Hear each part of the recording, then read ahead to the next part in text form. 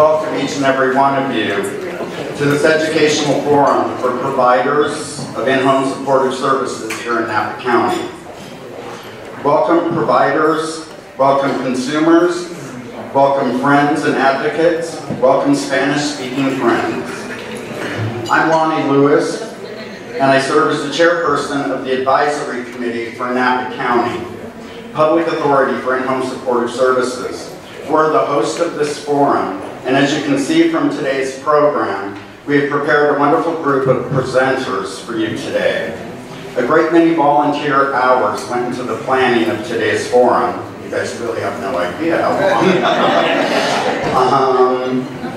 And we came up with the theme of building the future together. That word together means you, me, us today. All of us here today and all others that support the future of in-home supportive services. Let's get a sense of who's here with us today. Can you please raise your hand if you're a provider? Awesome, great. Could you raise your hand if you're a recipient of IHSS?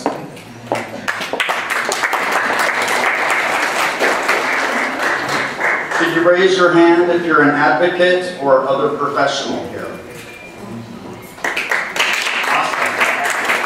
Thank you guys. Together, we have an interest in IHSS, a stake in the future, protection of services and supports that help us live more independently and at home. If we're going to stick together and build the future for improved services, that all starts with being informed. So that's what our program will be providing today. Excellent information from the most knowledgeable people, just in time for us to be ready to speak up when our voices need to be heard. Today you will hear about program updates such as overtime and sick leave rules and electronic timesheet reporting. You will also hear the latest information about funding proposals that could shift the cost of IHSS program to the county level. All this is outlined in your program page inside of your packets. In addition to hearing from Napa County Supervisor Diane Dillon and California Senator Dodd later today, we also want to acknowledge that attending today's forum is Tracy Crumpet. Tracy, could you stand up? There she is. We want to thank you for coming. And she is here for the district director for Assembly Member Celia Aguilar Curry. And she is our representative in the State Assembly in District 4. So thank you very much for being here, Tracy. We really appreciate it.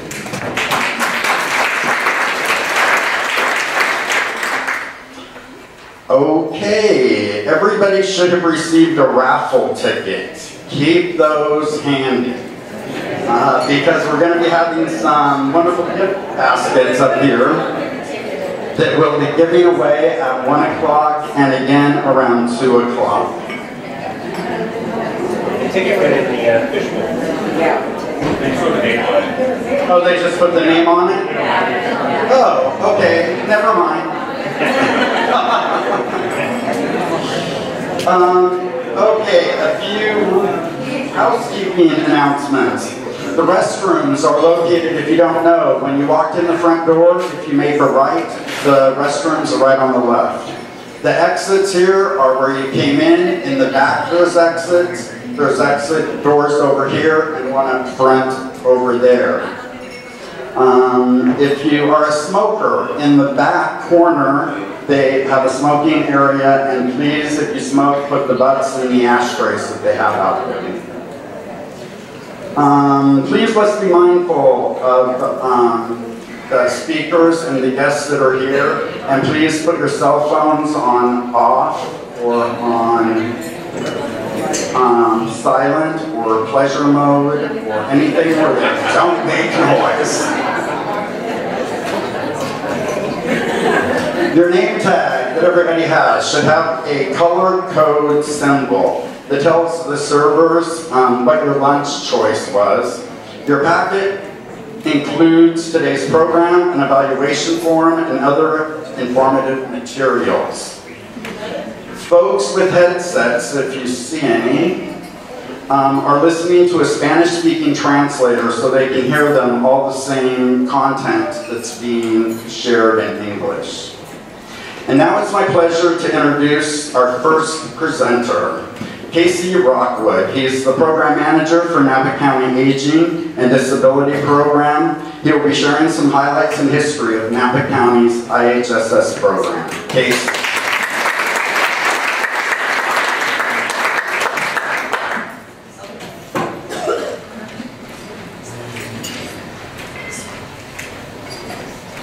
Hi, thank you, Lonnie, and thank you, everybody, for coming today. Bienvenidos a todos y todas, y gracias por venir hoy. My name is Casey Rockwood. As Lonnie said, I'm the Aging and Disability Program Manager for Napa County, which means oversee the Public Authority and the IHSS program.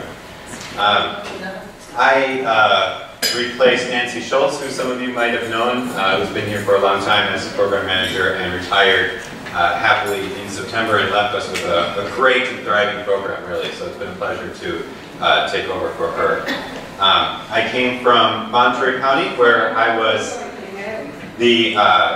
I was an IHSS social worker for a number of years, and then a supervisor in IHSS, then transferred over to the Public Authority. And then just moved up here in September to take this job. Before Monterey, I spent 2 years living in El Salvador as a Peace Corps volunteer, donde aprendí a hablar español y a hacer tortillas de mano. In just 7 months here, I've learned that Napa values a couple of things very dearly. It's community and it's wine. The support for the programs like IHSS and Public Authority from Napa County is wonderful. And as a Wisconsin transplant, the land of cheese and beer, I'm learning to appreciate the wine more and more. First and foremost, I want to say thank you to all of you and all care providers. Without all of your hard work and generous care every day, this valuable program would not be possible.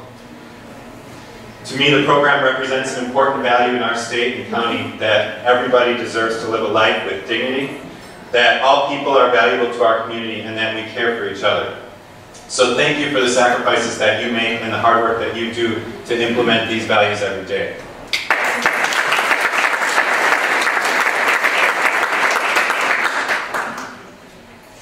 All right. So IHSS provides personal care services to over 1,000 low-income Napa residents who are age blind or disabled. These services help families avoid or delay more expensive and restrictive institutional home care settings. Our goal is to help more people remain living safely in their own home of choice for as long as possible. County social workers perform on average 200 home visits per year to determine IHSS eligibility and perform case management. They conduct a standardized in-home assessment and annual reassessment during these home visits. Once a case is authorized, the IHSS recipient is responsible for hiring a care provider, most of you, and directing their care. Over half of all Napa County care providers are actually family or relative care providers for the person that they are caring for. As a client-directed program, IHSS makes it possible for family care providers to maintain an income or offset financial sacrifice while caring for a loved one in need. For those recipients for whom a family care provider is not available or not the best choice, the Public Authority maintains a registry of care providers and is able to refer care providers to recipients that are in need. The Public Authority maintains that registry of care providers, offers training and support for care providers, and currently acts as the employer of record for bargaining purposes. The Public Authority last year generated 453 provider referrals to 240 IHSS recipients. So a bit about how our program has been growing over the years. A larger percent of our population, as we know here in California and equally in Napa, are becoming 65 years of age and older.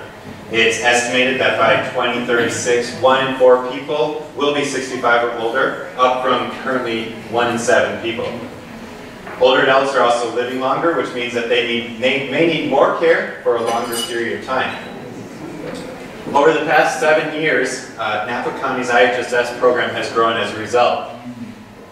In 2007, it's projected that Napa County care providers will work 1.5 million hours, that's most of you, up from 900,000 hours in 2010. Care providers are working those hours for 1,033 recipients in 2017, up from just over 700 recipients in 2010. So it's growing rapidly and it's continuing to grow at an accelerated pace. More people need the program. In IHSS at the county level, our program response, how have we reacted to that growth? How are we doing? Oh, thank you. Can you hear me now better? Oh, sorry. Did you hear anything I said before that? Yeah. Okay, good. In 2016, we've added 2 new staff to create an innovative and unique care provider unit. These are social workers that are available to help care providers and recipients through the enrollment process and help recipients find care providers. Additionally, we are increasing our Up Valley presence through office hours in Calistoga and by conducting our provider orientations up in Calistoga. We do those monthly right now. We've also added an IHSS social worker, which has contributed to our outstanding compliance and quality assurance audits. We added additional public authority staff, a staff member, and a supervisor, which has led to a 20% increase in our registry of care providers and has enabled us to work on providing more training opportunities and conduct more outreach to get even more care providers going forward.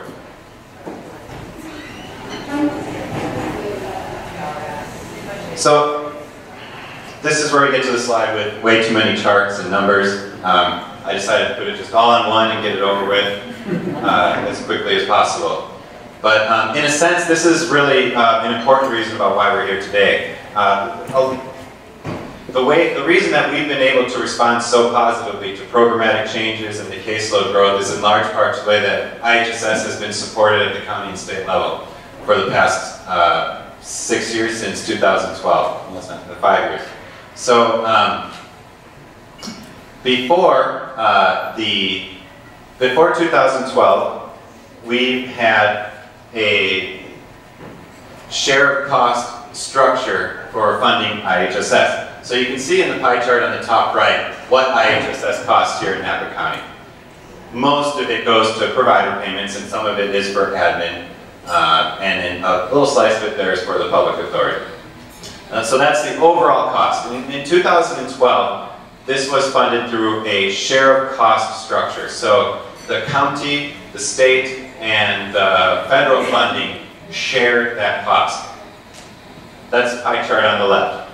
About half of the program is paid for by the federal funding through different various Medicaid programs. And then the rest of it is shared by the state and the county.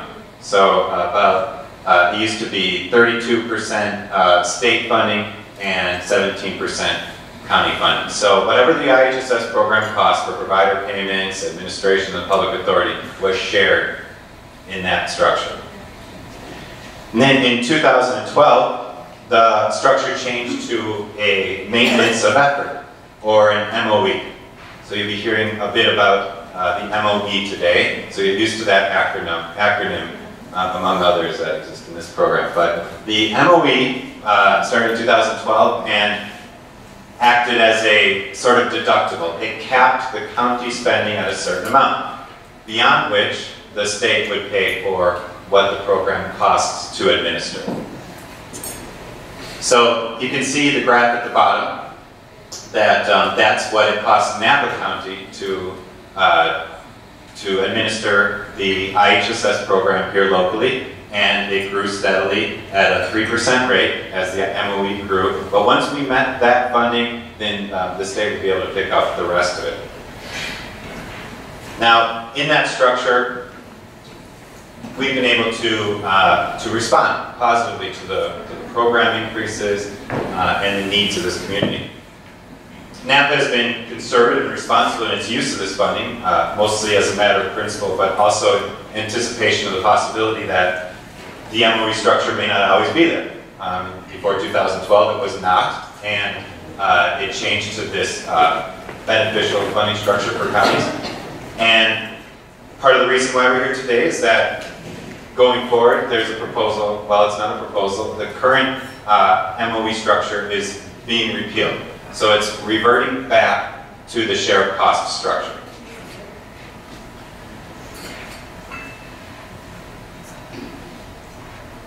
Is that at the state level?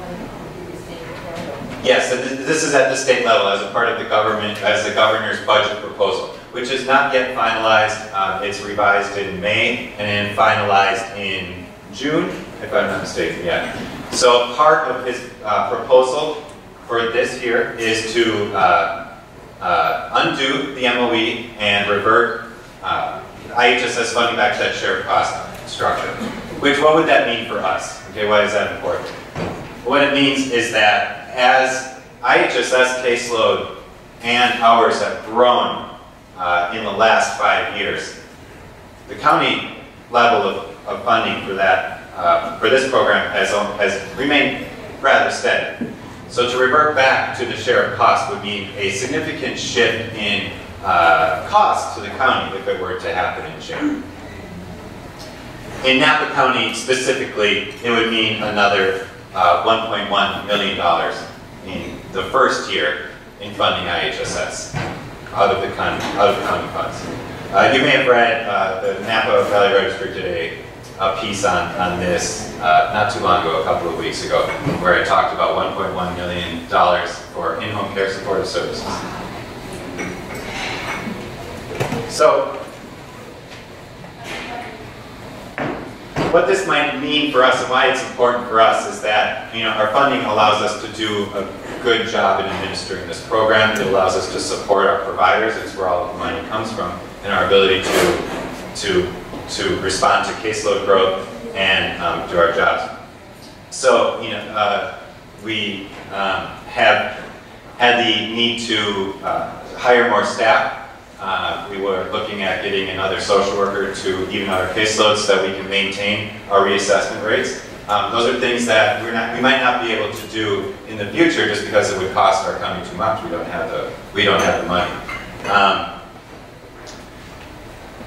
And as you can see on the graph at the right, the program is continuing to grow. So what we see there is the number of referrals that we've received in the IHSS program.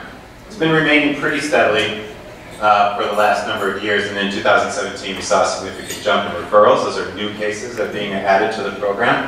And just last March we saw the most number of referrals we've seen in a month, which is 53 new people applying for IHSS. So, back to the theme of the program, which is building the future together. What does this mean? What might this look like going forward for us in county administration? It's important to understand that no matter what, that IHSS is a mandated program. It is in law, and it's going to be here. We're going to do IHSS. What really effect this might have is just our ability to do the kind of job that we want to do, to hire the staff that we need to do it, to support the providers with what they need to do a good job. IHSS social workers will always be committed first to supporting the providers and recipients who depend on this program. I know from working with them, they love what they do and they will always work as hard as they can to make sure that everyone is served. Providers are also committed to their work and play a role in affecting the outcome of this program. We will learn more about what you all can do as the day goes on and we hear from our other speakers. But in the end, Napa is proud of its services and the value and values the work and goals of the IHSS program. And I know that our program will continue to thrive and do its important work in our community. So thank you very much. I'm going to pass it back to Lonnie, our MC for the day, and he'll introduce our next speaker.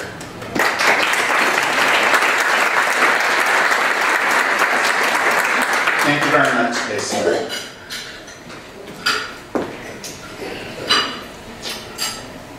Okay. Changes in IHSS. What exactly are we talking about? That is why we're so pleased and honored to have Ms. Karen Kessler here as our keynote speaker. She's going to fill us in with the latest information at the state and federal level, and especially about potential changes in the way the state of California funds its share of costs for IHSS. Karen Kessler is the Executive Director of CAPA, the California Association of Public Authorities on IHSS. CAPA is a nonprofit association comprised of the IHSS public authorities in California, created to provide proactive leadership to improve the IHSS program in California. For the last 7 years, she's been our lobbyist, advocate, and IHSS expert at the state capitol. In her role as executive director, Ms. Kessler works to support the mission of CAPA, which is to support its members and provide leadership that promotes the availability of services and the right of older adults and persons with disabilities to live with independence and dignity. Please join me in welcoming Ms. Kessler to Napa.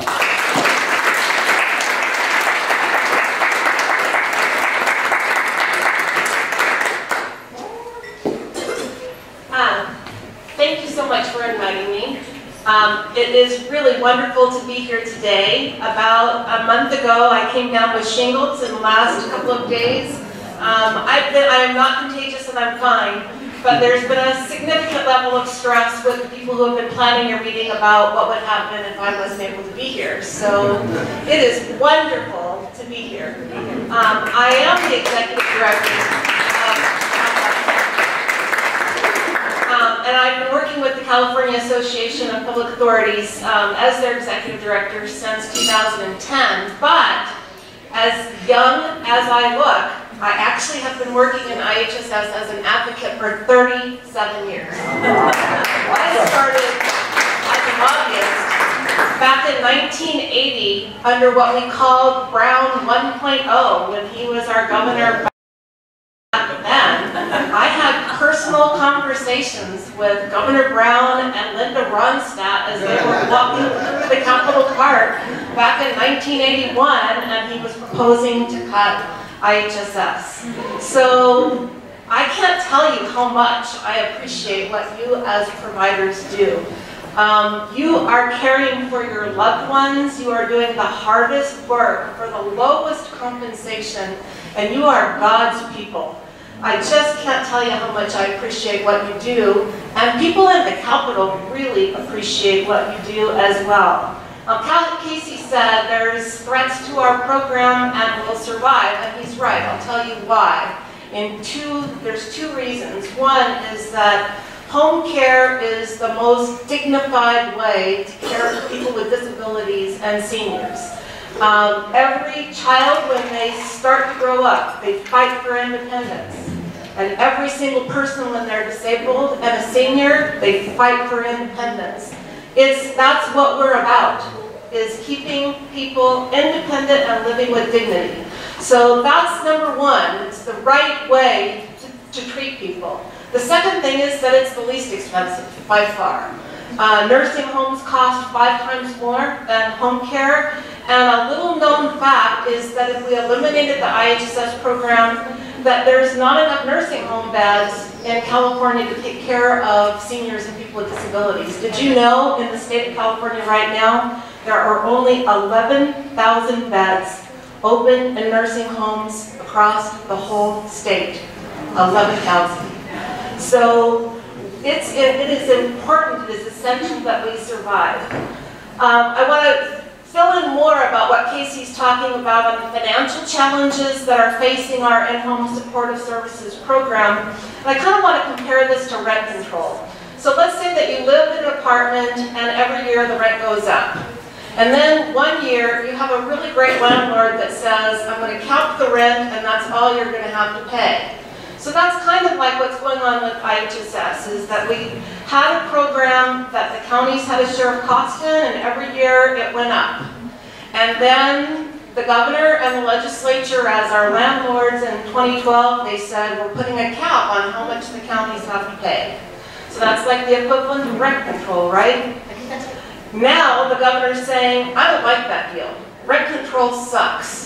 We, the state, don't want to have to be the only party that are paying, along with the federal government, for all of the increased costs in our program. So the governor is not only taking away rent control, and in terms of like increasing the county costs, but he's applying it back retroactively for 5 years. So here's what's happened in our program in 5 years. In 2012, there were about 432,000 IHSS consumers in the state of California. There are now 505,000 consumers. Think about the growth in the number of people in the program. Also in 2012, most of the consumers in the state got about 82 hours of service a month.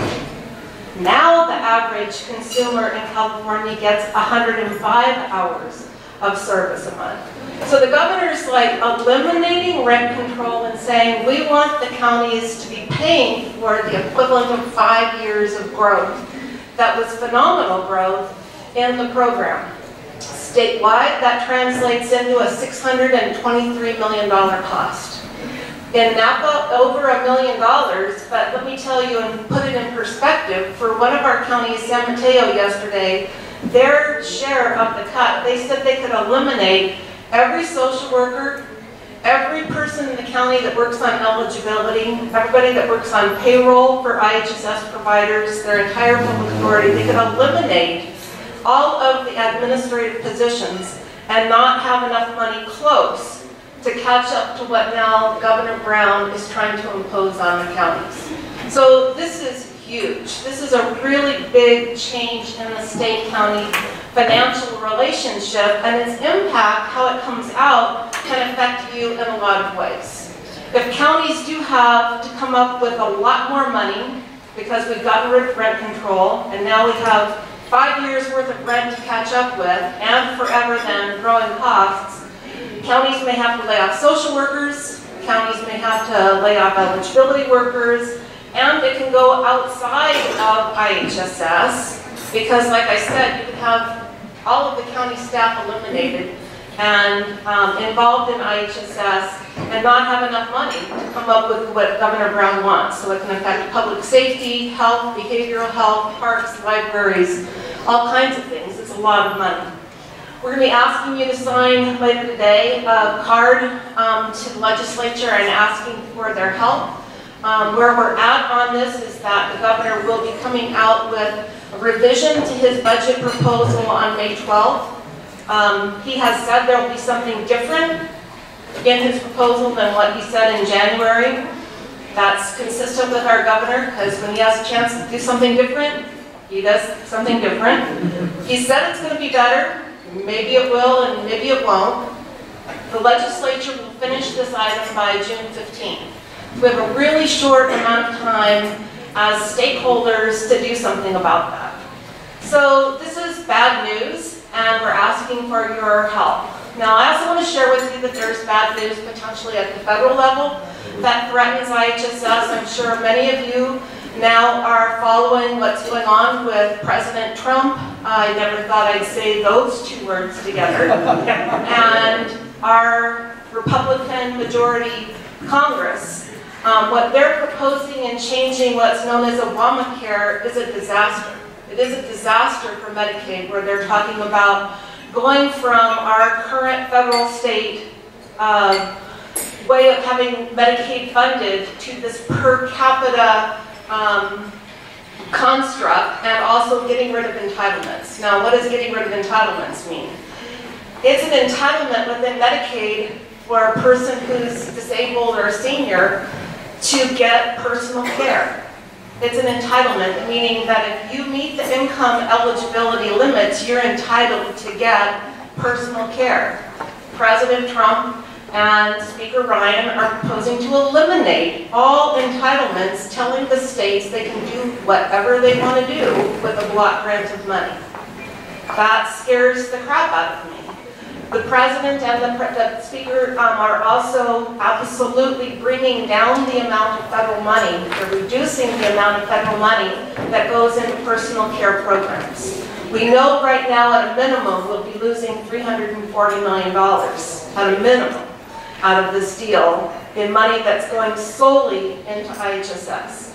So, a lot of concern about what's going on at the federal level, but pleased to say that the Assistant Majority Leader, Congressman Kevin McCarthy, who's out of the Bakersfield area, he did announce last night that they're not going to tie health care reform or deform to their budget. There won't be any action this week. So stay dialed in wherever you have an opportunity to comment on Facebook or Twitter or Instagram, or talking to your relatives who live in more conservative areas of California or Wisconsin or whatever. Wherever you can spread the word about personal impact of cutting Medicaid, do it. Because believe me, Trump does not care about what lobbyists say. He does not care about what your union says. He does not care about what advocates, professional advocates say. It's family members that he needs to hear from, and that Speaker Ryan and the others need to hear from. And you live in an area where you're blessed with really liberal Democrats who have good values and have exercised them on this program. It's the conservatives that need to be focused on. So if you have a sister that lives in Florida, ask her to talk to her congressman.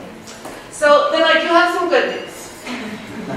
There's changes coming on our paycheck system that we've been working on that should help. And we know that there's been big problems up and down across the state with providers getting late paychecks.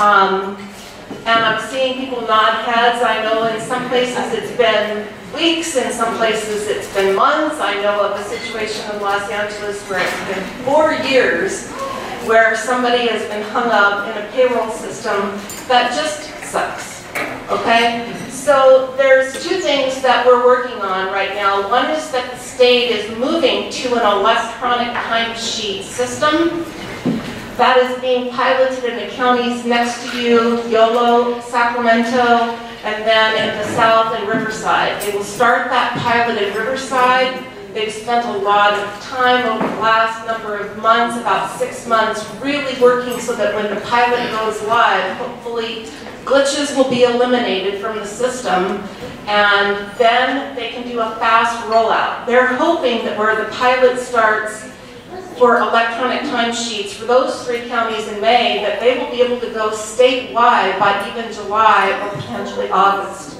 Now, what does that mean? It means that you'll be asked to provide your email address.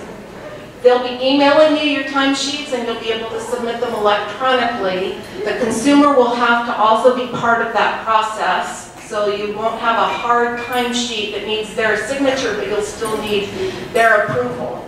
What that can mean in terms of eliminating the breakdown in postal services and the computer glitches that happens, this is just potentially really huge. The second thing is that we're working on legislation that would change the timing on timesheets. You know, you get a Part A and a Part B, and then that doesn't match up with how you're supposed to do your schedule under the Fair Labor Standards Act overtime rules. So all of that can be complicated, like, okay, there's 4.5 weeks in this month, and how do I fit that with a weekly schedule? That math is hard. I know people who are master's prepared, and I'm not. I went to USC, so that's the equivalent, right? Anyway, it's hard to get the timesheet to match up with the calendar and everything. We're co-sponsoring legislation that would have 26 pay periods per year. So there's 2 per month, and it would make it easier to have, it's a regular 2 weeks every 2 weeks, you turn in your timesheet. Every 2 weeks after you get paid. It would simplify your lives incredibly, right? Not alone. Yeah. So we're working on some things to improve the program. The ideas that come up from your advisory committee, the staff that you have here through Casey, those are things that we really listen to. We need this program to work for providers. You are the heart and the soul of this program. I care about you incredibly. I'm so glad to be here today. I'll be answering questions after the panel this afternoon.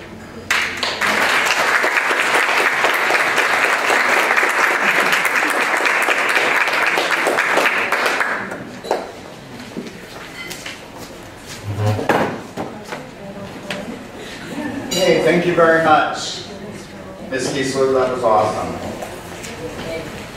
So we appreciate you being here today. Every IHSS provider here today now knows what's at stake, why we have to work together and stay on top of the state budget and program changes.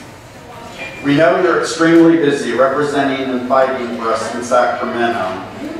So we're grateful for your time and expertise. Karen, we really appreciate that. I have a special request now before I call out some winning raffle ticket numbers.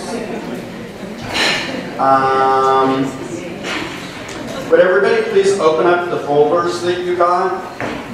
And inside you will find a postcard that looks like this.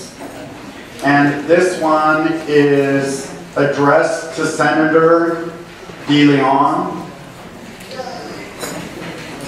Everybody found that? It should be the top postcard. There's 5 of them in your folder.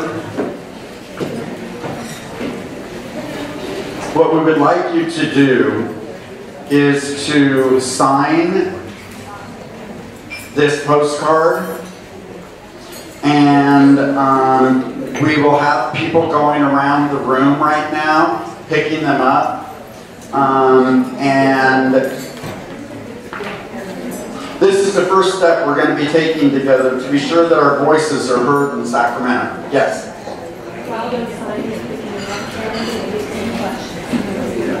Oh, okay. Does anybody have any questions for Ms. Kiesler? And can we get a volunteer?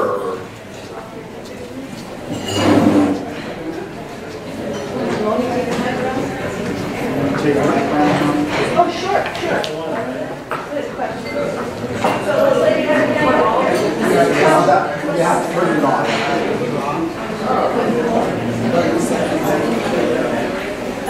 While you're filling out your cards and signing them, please, we'll collect them, and now's the time to ask questions of Karen Kiesler. Hi, Karen. My question is do you have a 25 word or less text?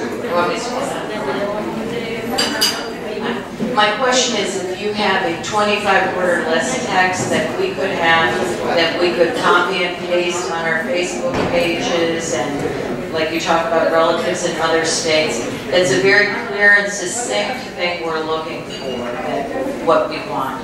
I mean, I see what you have here on the postcard, but something that's real simple. Sure. I'd say the easiest thing for you to do is follow me on Twitter. Follow me on Twitter or on Facebook. You know, you can't ever have too many friends. And on Twitter, you know, look for Karen Kiesler. My name is in your program, Karen Kiesler on Facebook or on Twitter. A lot of the national organizations to push back at President Trump are doing what they call thunderclap. And if you follow me, you'll see, you'll be able to get an invitation to something, and if they know something is coming up in 2 days, then you can sign up and it will send out your Twitter, you know, whatever is the national message, just exactly right when Congress could be acting. It's amazing how Thunderclap works in the social media to allow people to sign up days in advance, and then hundreds of thousands, and then what becomes millions of messages hits the internet. So follow me on Twitter, follow me on Facebook, retweet what I tweet. That's going to be the best way to get uniform and disciplined messaging out there. Great question. Question here. Francie. Hi, good morning. Two points I want to make. One is that I understand from Indivisible, I don't know who they are or not, but it's a group of people that used to work for senators and that created a document and it said the most effective way to get to the senators is by telephone. They disregard petitions, they disregard faxes, they disregard emails. But when you call their office, that puts it on a whole other level that they pay attention to. So if you wanted to, I don't have all our email addresses, you could send us all their phone numbers and we could call them at key times, you know, in order to put pressure on them to realize that they're not going to get voted in if they do. Yeah, absolutely. Francine is absolutely right. Her point here is that a phone call from a constituent to a legislator matters more than a tweet, an email, a letter, a fax, a postcard, a petition, or lots of other things. Yeah, she's right. And also, in your packets, we've put together a list of people from the state assembly, the governor, the senators, and we give their names and their addresses, phone numbers, and fax numbers, and emails. So that's in your folder already. And I've been following the politics very carefully. I understand that the Senate is not going to necessarily approve the changes to the along with the ACA that even if it gets past the House of Representatives, it's going to get stalled in the Senate because they're concerned about it. Francine is right. I'm hearing the same thing, is that it's that the Senate could be our backstop against terrible things happening at the federal level on Obamacare. She's absolutely right. But we have to keep the pressure on. I'm just like, we don't want to say out into the universe, this is a done deal. Yeah. We want to say, well, you know, no, this is not a done deal. This is not going to happen. I agree with her completely. Phone calls from you to your legislators matter the most. She's right that the Senate is our backstop at the federal level. When you're signing these cards, they're not just going to go to the Capitol and be dropped in a wastebasket. Your very, very smart meeting planners are having these delivered in a very special way that I think will be announced later.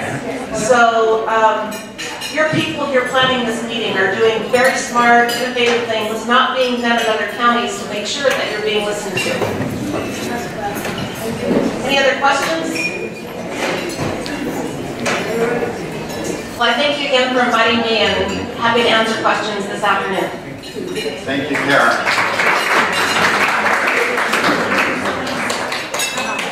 Okie dokie.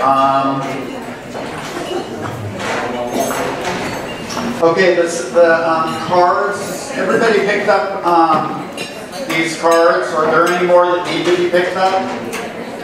Volunteers, did you go to the people who are holding up their hands and pick up the cards? This is just the one, please, right now. That goes to Senator De Leon. Okay, the reason why we're asking you to sign these right now, and we have people picking them up, is because later on this afternoon, Senator Bill Dodd will be here, and we're going to be asking him to deliver those on behalf of the President of the Senate, Kevin De Leon. So they're not going to just get them in the mail. Senator Dodd is going to be personally handing them to somebody in the state capitol. So, so we're lucky to have Bill doing that. Okay, right now we're going to be eating, and it looks like we've got that going on. And at 1 o'clock, I will start our next session with a raffle draw. So enjoy your lunch.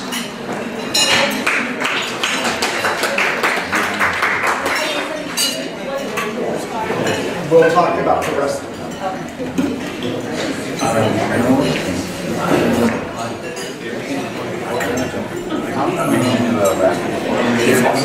No, except for one, and then another one at Tuesday. Oh, okay.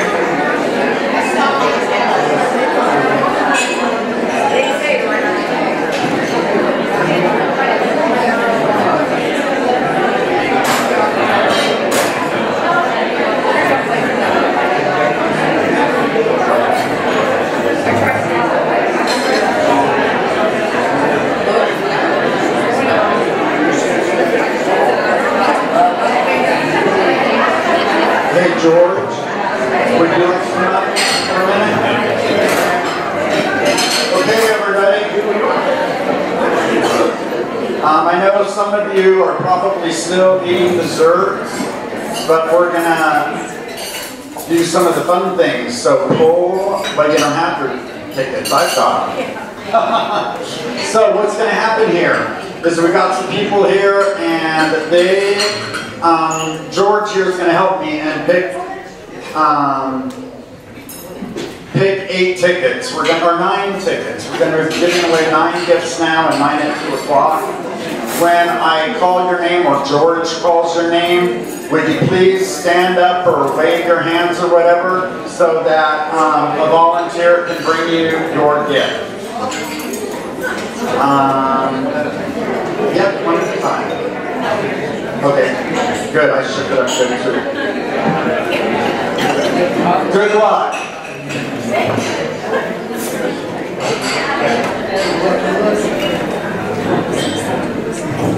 María Guadalupe García.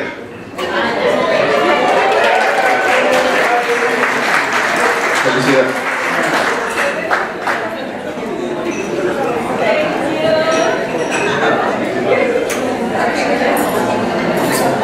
Monica Riviera.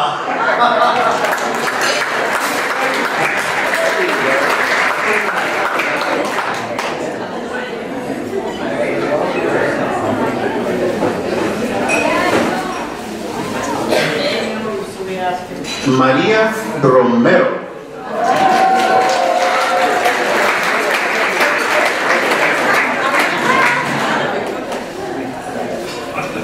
You can just stand up and we have people that will bring them to you.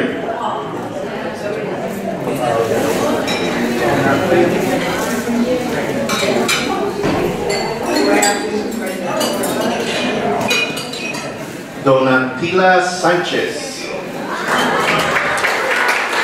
You can just stay there and we'll have someone bring it to you.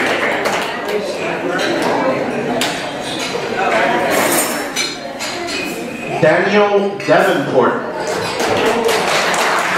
Okay, Daniels, just stand up there and we'll have someone take the gift. He's in the back room there.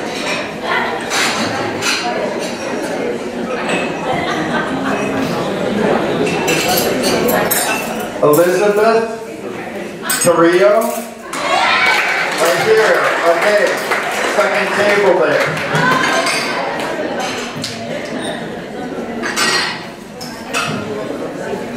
Richard Center. Richard? Richard in the back. Congratulations, Richard.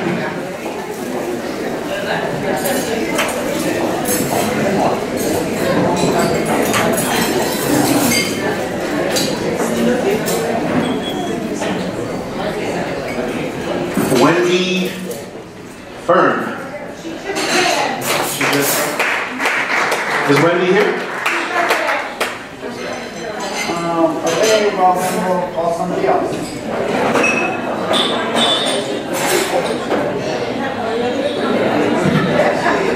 Margaret Arimura.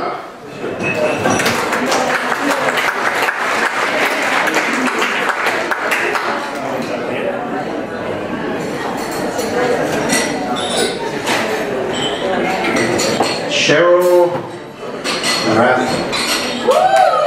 Cheryl. Yay.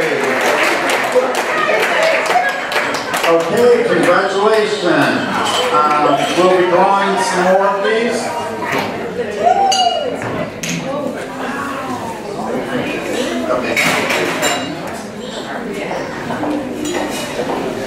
Okey-doke. Yes, you're good. Thank you. Everybody thank George for helping me out here. Okay, all those can go over here.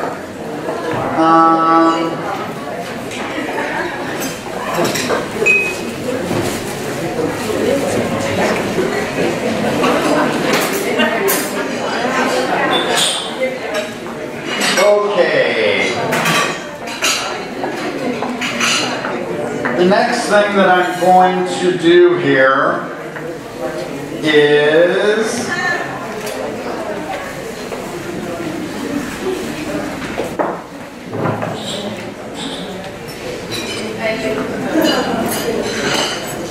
now we would like to recognize you guys, the IHSS providers here with us today, and all the others who couldn't join us.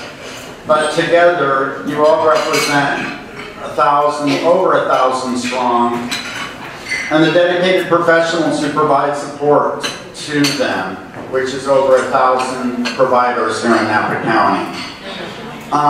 What I would like you to do is to raise your hand or stand up if you can. Actually, raise your hand. How many people have been working for IHSS for 5 years or longer? Wow, that's awesome. Okay. How many people have been working for IHSS for 10 years? Awesome. How many people have been working for IHSS for 15 years?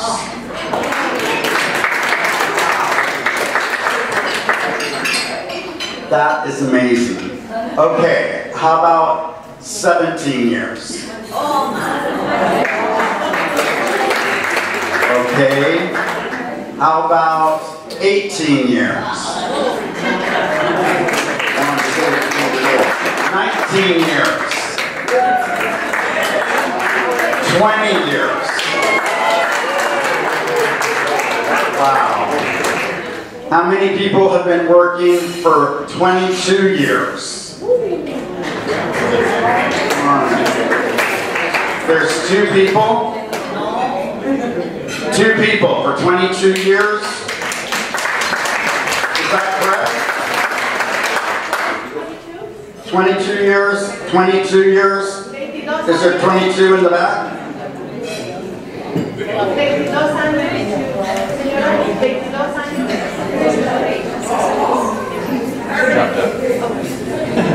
Okay. Could the 3 of you... There's 2? Okay, the people who work, the 2 ladies over here who have worked for 22 years, could you please come up here?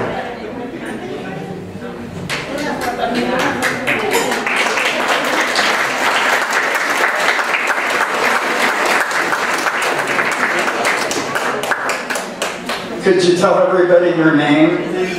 Mi nombre es Carolina Sánchez y yo tengo 26 años trabajando haciendo cuidado en casa con mi hija Margarita Sánchez en Napa. Thank you. Could you come over here? We're giving out certificates of recognition, and so that's what we're doing here. And what was your name? Mi nombre es Paula Cartera y yo ya tengo 22 años cuidando a mi hija María Cartera. Okay, can you step over there? Awesome. Big round of applause.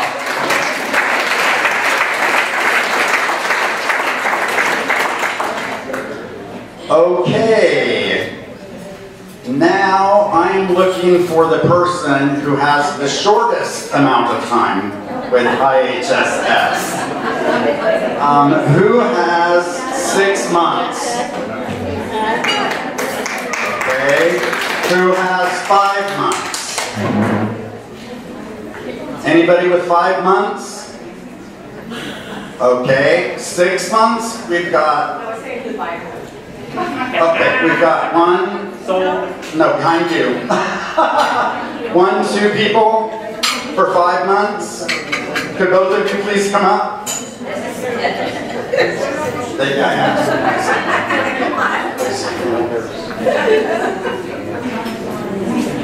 Okay, could you introduce yourself? Gary Sneeman. And? Emily Friday. Awesome. Thank you both. A big round of applause. Oh, that's wonderful. Awesome.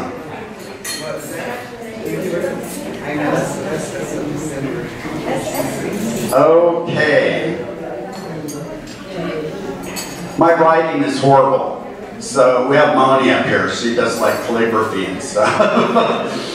Okie doke. The last certificate is we are looking for the provider who works for the most recipients. So if you are working with 3 recipients right now, different people, would you raise your hands? 1, 2, 3, 4. What about 4? Okay, how about 4 recipients? 2. Okay, well, both of you, okay, all 3 of you come up, but how many has more than that? There's 5, 5, 4. She has 5. She has 5 too? Wow, okie doke. If you have 5 or more years, raise your hand. Raise your hand high, please, so I can see you guys. It's 1, 2, 3. Okay, will you 3 please come up here?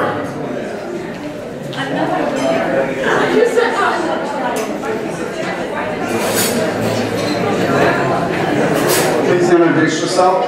Mary Newman. I have 5 and 1 word. Okay, you can go over. That's awesome. 5 people. Sarah Thompson. I have 9 clients. You have 9 clients? She's going to be really the winner. 9 clients. That's incredible. You got 5. Okay.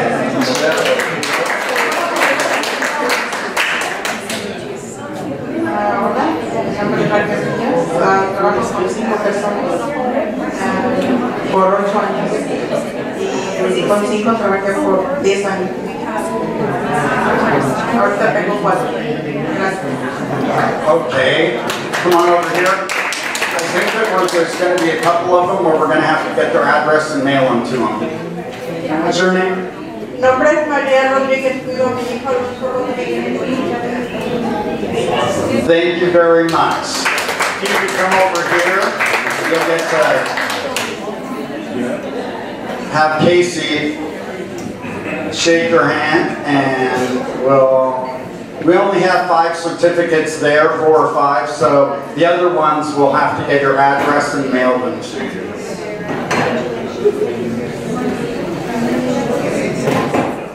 Okay, a big round of applause, you guys, for you.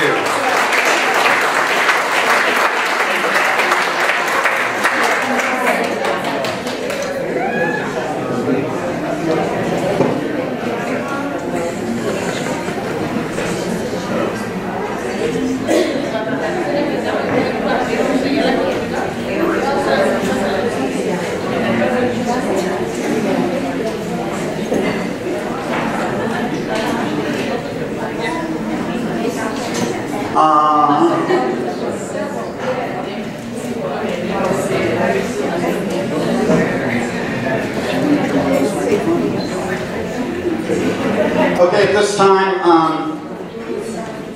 while we're finishing this right here, could we get the people who are going to be on the panel?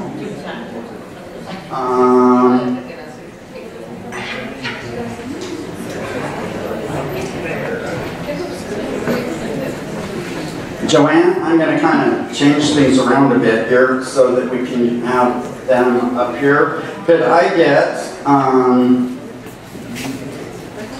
Diane Dillon, County Supervisor for District 4, could you come up and have a seat at the table, please? Casey. Casey is Napa County Aging and Disability Program Manager. Right up here. District 3, okay. The typographical error. Okay, and we have Howard Himes, who's the Director of Napa County Health and Human Services. Here, and the last one is me, Lonnie Lewis, and I am the Public Authority Advisory Committee Chairperson. At this time, it's my pleasure to introduce a fellow member of the IHSS Advisory Committee, Joanne Busenbart. She will be moderating this next segment. Many of you may know Joanne because she's been a leader in our community for several years, quite a few, in several different roles. She currently is a member of the Napa County Commission on Aging, serves on the Senior Center Advisory Board, and was formerly the administrator for programs for disabled at Napa Valley College. Welcome and thank you, Joanne.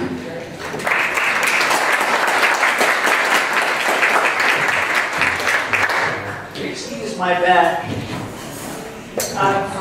Thank you very much. It's a pleasure to, how does this? Yeah, you have to put it right up your mouth. Pleasure to act as moderator for this group of professionals.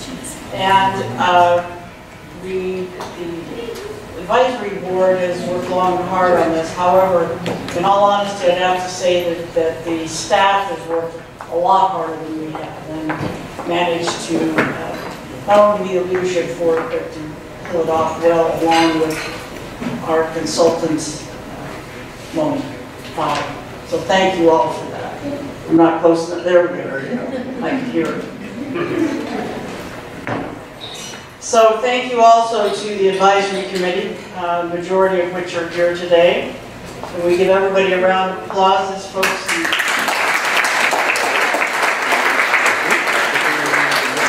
Just in case you don't like what they have to say, we'll give them applause. This morning you heard from Casey Rockwood and from Carolyn Kiesler the status and some of the history of IHSS. And so the group that we have assembled today is to answer the questions for us related to how does this impact us.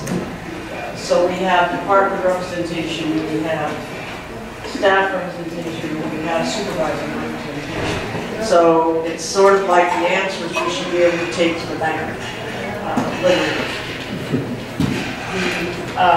The lines already are introduced to anybody, and so we're going to go right to the questions that we posed related to the information that we received earlier today. The message from Sacramento was pretty clear. There's been an article in the Napa Register saying the $1.3 million is something that would impact Napa County if the government proceeds. So what we'd like to hear from you all is your take on that as to, obviously, planning ahead, how you are going to step through that and give us, hopefully, an optimistic view. And let's start with Diane. All right. Is this on? Can you hear me? Louder? Drop it just a little bit. There, right. No. Kind of touchy. Can you hear me? Yes. All right. Good afternoon, everyone. Thank you for inviting me to participate in this panel. This is a really important topic.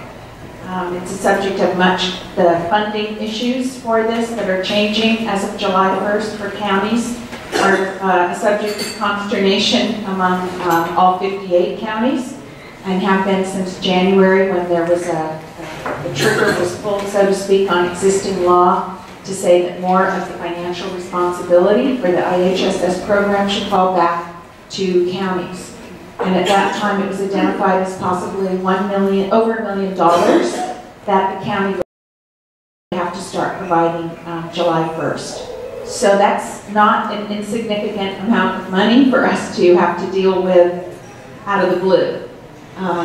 And so we've been working on how we were going to, where would we cut? How would we make this work? If there's a message I want to deliver today, it's that we are cautiously optimistic. We've been dealing a lot with, since last November, with folks who are concerned about their immigration status. And as a parallel issue, I would just say we've had immigration reform has been an issue for many years, but for it overnight to become an issue where people were concerned about their futures, were concerned about how they would be living after January 20th, if they would be able to live in the United States, if they would be deported, being afraid to report criminal incidents.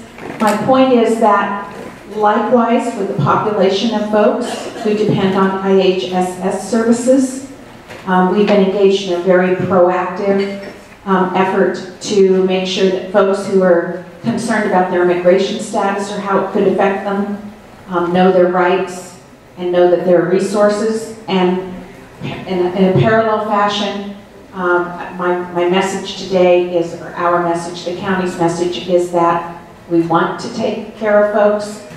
We will take care of folks. We're negotiating with the other 57 counties to have the state not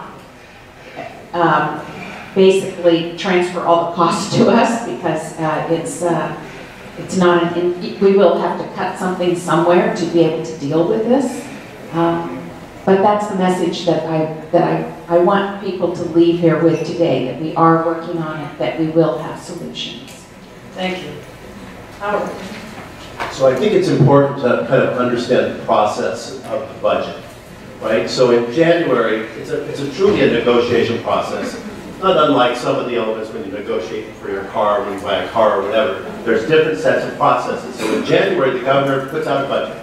And he says, based on projections on revenue coming in, and it's really kind of early in the year, here's what I think, and here's some of my budget priorities, and blah, blah, blah. So he sends it out in January, knowing that he's going to send a second budget out in May.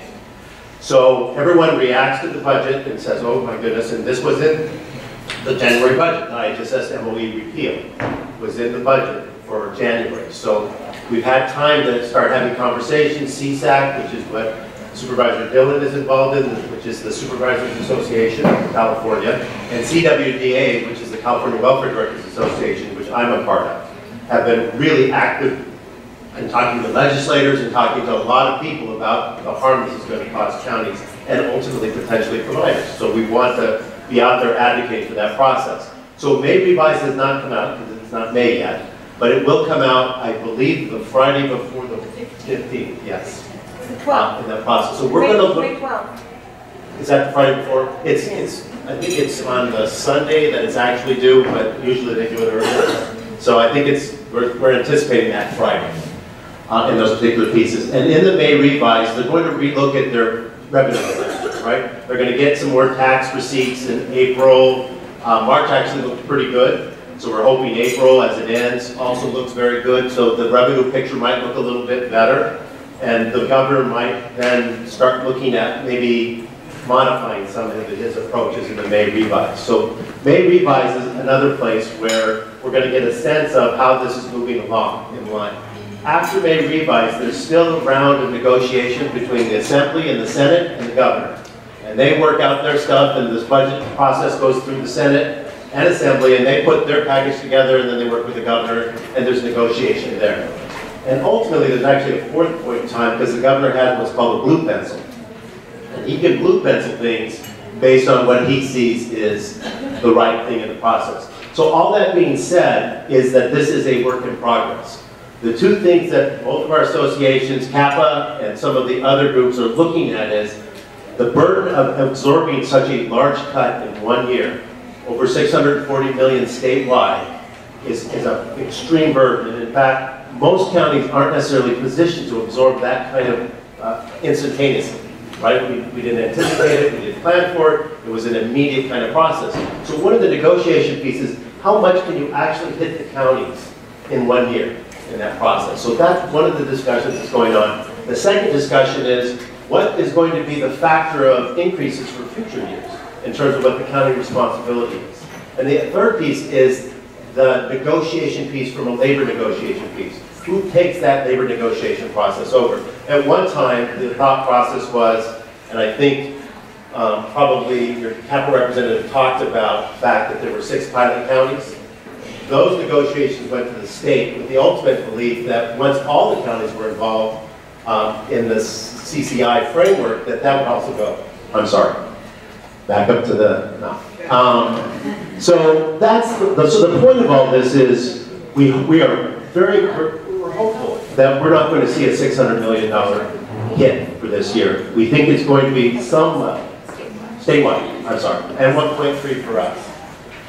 And so we're hopeful, and we'll know a lot more. May Revise is going to give us a lot more of a picture of what direction this is going in. And and I know people are really anxious and they want to know exactly now what's going on and what the decision is. But unfortunately, with the process, we may not know even in the May Revise. It still may be a negotiation piece. I can tell you that the negotiation with the Department of Finance has been positive. It wasn't an entrenched process. There have been movement and agreements that have been going on. So I can share with you that there is at least a movement on both sides to try to find a negotiating place in this piece. So I want you to know that this is, although the jury's out, it looks a lot better than it did in January. Thank you, Howard. And I'm going to, Casey, I'm going to ask you to respond to, you've been here a short time, but the demographics are definitely growing seniors today. Can you comment on how you see the changes, potential changes, with optimism to deal with the increased numbers? And nothing's becoming cheaper in Napa County, including rent, other living expenses. We are on the high end. So. Yeah. So I'm on the administrative end. So I take what is given to me in terms of resources that's mostly decided by other people and not me, and try and make the best of it in terms of administering the program and meeting our mandates and what we have to do to serve the people that we do serve, the recipients and the providers. I feel really good, and I feel optimistic that we as a program are in a place where we can remain serving at the level we are, which is a high level, for a while, without needing more. We've done some changes, some additional staffing pieces and some restructuring to be able to meet the needs of our clients right now, and we're in a place where we can keep doing that, I think, for the foreseeable future, regardless of kind of where we come down. If we're not able to hire new staff for a while, or make some administrative changes, I feel like our program is in a really good place. We are meeting all of our reassessment compliance numbers quite well, and our cases are looking good. We're taking some new, like I talked about earlier, we've hired 2 new staff in our care provider unit, which is really allowing us to serve more providers and facilitate the process of hiring providers and make it easier for people to access the program. So I'm feeling, and most of what I know about where the budget negotiations happen and what we'll have to work with come from Howard and the Board of Supervisors and Karen, and I'm just receiving that positive message. I'm feeling that this program has support. We've always had support from what I understand in the past from our board, and it's a value that we have, and I see no reason why that wouldn't continue. Okay. Lonnie, from the perspective of majority of the people in the room are providers, but there are recipients, and you as a recipient, what are you feeling on the boots on the ground level in terms of this has been going on for several months, so is it having a negative impact, or are you remaining optimistic? What can you share with them? I'm an optimistic person, but I'm also a realist, and I've worked in the medical field for over 25 years. And whenever there are budget cuts, in my lifetime, it has been to senior citizens, disabled people, and mentally ill. Those are the three areas that almost always get cut first. However, I'm really optimistic because I'm on some other boards besides this one, and a couple of years ago, they had a state stakeholders advisory committee for the state of California that included all 59 counties. And I was one of their board of directors on that. And talking with, all the different people from the other counties, Napa is like one of the only counties that's got its shit together. We are really, really lucky, okay? And it's because of people like are sitting up here with me that we are so lucky and so blessed. We have a great working relationship with the public authority and with Chris and with Howard and the Board of Supervisors. I meet with them once a year. I usually try to go in every 3 or 4 months just to say hi. But I do a report every year, and they're really, really supportive of, IHSS, and they know how important it is. Financially, it would cost this county so much more money not to have IHSS and have people in long-term facilities. And, from a personal perspective, I don't always look like this. In the morning and at night, my providers see me, and it's not a pretty picture. I have cancer, I have a seizure disorder, I've had 3 strokes, I have really bad neuropathy. I have to have somebody button my shirt to put it on today. I usually put pullover shirts on. I don't wear shoes that have laces in them. Without IHSS, the quality of my life today, and probably a lot of the people that you take care of, would not be the same. We would be in a long-term skilled facility, probably. But I know, and a lot of the people in Napa and the people who are on the Board of Supervisors, and I know they're doing the best they can, and Howard is too. And it's great to have Casey new. I miss Nancy Schultz, but Casey's a great takeover. So I think we're going to turn out okay. Great, thank you very much. Does anybody want to add anything to what you've already said, budget-wise, optimistic-wise, plan-wise? Yes. So let's go into the optimism thing, right? Because I think that's important to stay optimistic. Right, go there. Okay, here we go again.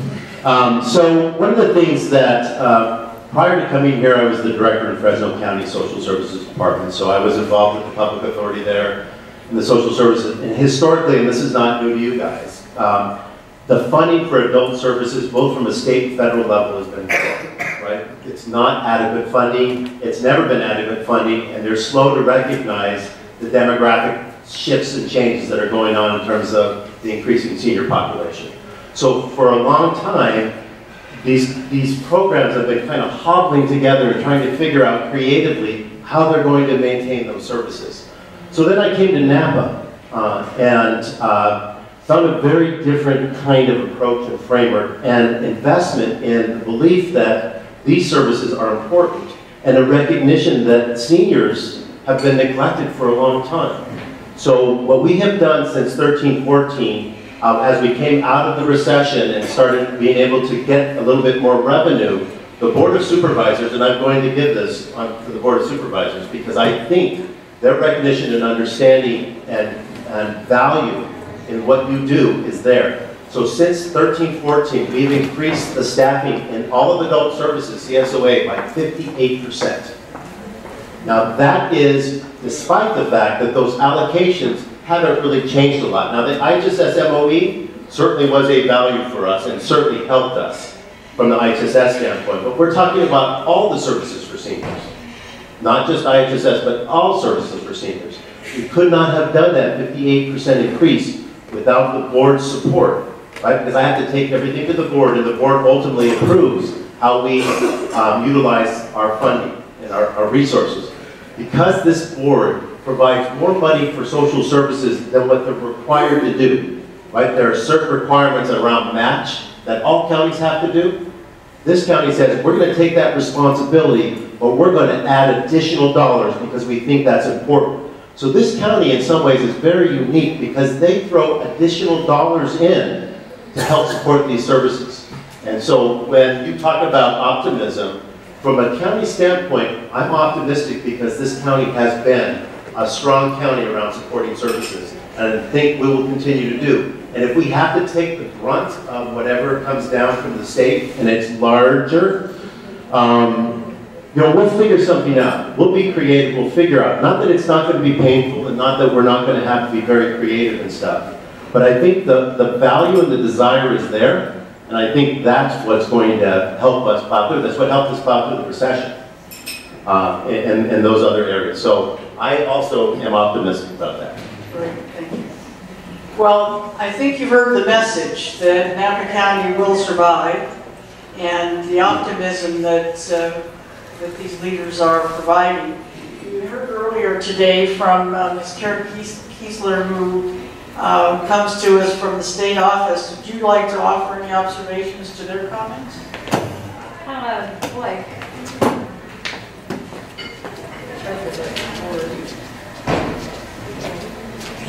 Well, first, Karen Kiesler again with CAPA. I'd like to say thank you, Director Dillon, for, I know you met with the governor and you're on the CSAC Executive Committee, and your advocacy has been relentless and fantastic, not just for your community, but for the state.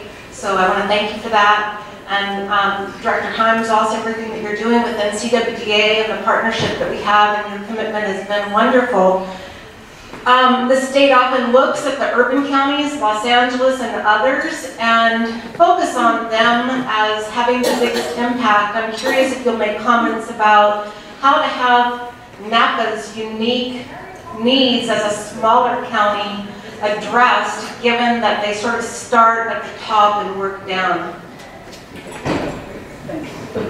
That's a great question, because yesterday morning I was in Corning in Tehama County with 34 other small counties, what we call ourselves the rural counties, because we are smaller in population size and physical size, and having issues like this is more impactful than it is in a larger county, because a larger county has a greater ability to absorb a new revenue, not revenue reduction, a new expense that's put on them, especially right away. So it's been a concern to us that we are not specifically identified at the table, but we understand why the governor and the Department of Finance wanted to negotiate with one entity representing counties, so they chose CSAC, which represents all 58. There is a separate urban counties group, and they would have wanted to be at the table too, as well as the rural.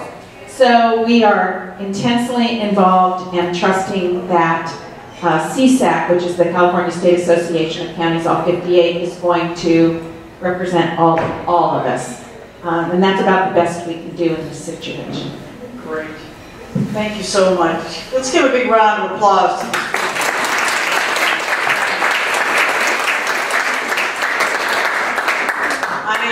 I hope you feel as encouraged as I do. I think we came into this, many of us, thinking that it was inevitable, and certainly something was going to happen.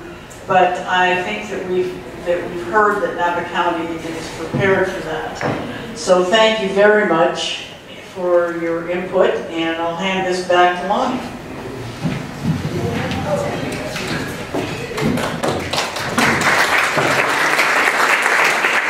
very much, Joanne, and thank all of you guys for being here.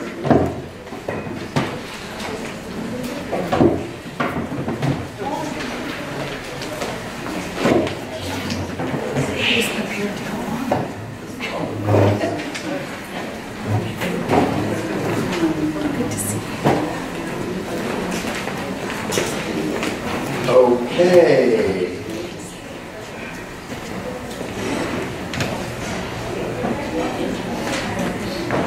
Please join me in thanking all of the panelists that were here. They have really busy, long days, and so we really appreciate them taking out time to be here with us today. What time is it? 4:10. Wow. We're like 5 minutes ahead of time. That hardly ever happens at things like this. Good job. Yeah.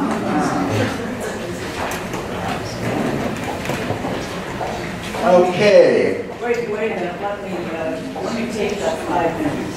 Okay. Back to Joanne. We've heard a lot from several people, from a number of people.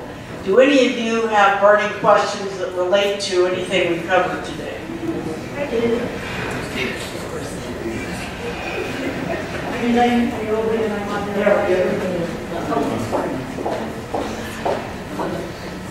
Hi, can you hear me? Yeah. Hi, can you hear me? Ooh, I can hear me. I have a couple of questions. If this does come to the worst, or what we have to do, what other programs will possibly be cut, such as like mental health and whatnot? Hello? Hello? Okay. I was wondering what other funds are going to have to be cut and other programs that might be affecting our clients and providers, such as mental health issues or any other senior issues. And also, I believe Napa is one of the highest counties of seniors, and I'm wondering what percentage of our county is seniors compared to other counties. Howard Lee, would you like to answer that, Chris? Can you repeat the, I only heard the last part. What about the senior? Yeah, well, I only heard that part, so The first one was if we have to take so much money from the budget to cover IHSS from the county, what else services are going to have to be cut back? Can you hear me? Hi, I'm Chris Brown. I'm the Deputy Director of Napa County Health and Human Services. I manage the Comprehensive Services for Older Adults Division, so I will attempt to answer your question. So in terms of what other programs might be in jeopardy, we really need to get that May revise and understand what we're dealing with first. So some of the things that they're talking about are funding the program through 1991 realignment, which is how in-home supportive services was historically funded. And they sort of pulled that out of there with the initiation of the maintenance of effort, the MOE. So the question becomes, if they try to put all of that financial responsibility back into that realignment fund, that might impact mental health and alcohol and drug and CalWorks and other social services programs. But it could also, it might not specifically hit that fund, it might hit other, county general fund, which could be outside of health and human services and just be across the whole county. So we really need to first see how the state responds to the concerns that they have heard about the cost shift, and before we can figure out how to address that. Does that sufficiently answer your question with what little we know at this point? As long as they understand it, yeah. And in terms of our population, yes, Napa County does have a very high older adult population. We are not unique to the North Bay, however. Sonoma County, Marin County, San Francisco, Napa, we all skew older. So when you look at the statewide demographics, about 17% of the population is over 60, and it's like 25% of the population here in Napa County. So, or I guess, yeah, 25% are over 60 and 20% are over 65. So we definitely do have a high older adult population, and California skews older when you look at the rest of the country. About 10,000 baby boomers are turning 65 nationwide every day, and 10% of them are in California. So we have 1,000 people turning 65 every day in California. That's a lot, right? So when we look at those increasing numbers of people on IHSS in Napa County, that's being replicated across the entire state. And there are lots of factors that are contributing to that increase, but certainly the age wave is a part of it. The baby boomers started turning 65 in 2011, and that's going to continue to happen, you know, for 19 years. We're going to have that many people turning 65. And as we know, people are living longer. We get more and more medical interventions that keep people alive longer. So we're adding all of those years on the back end. We've done a good job as a country of adding to the quantity of life. We do a good job of keeping people alive. We've not done as good a job of enhancing quality of life. So we have a lot of people who are having their lives extended, and they're in pain, they're disabled, they're taking multiple medications that have horrible side effects. So the idea of in-home support services is to try to maintain people with as high a quality of life as possible as we continue to live longer and longer. One more comment on the positive of this. I'm hoping with all this information coming out, one of the things that the advisory board or its community is always trying to do is get the clients that deserve this service so that they find out, and to get more providers to sign up. So maybe with all this information going out, people are going to learn that yes, they do qualify to be a client for in-home supportive service, and hopefully more people will definitely want to become providers to work with that. Thank you. Now you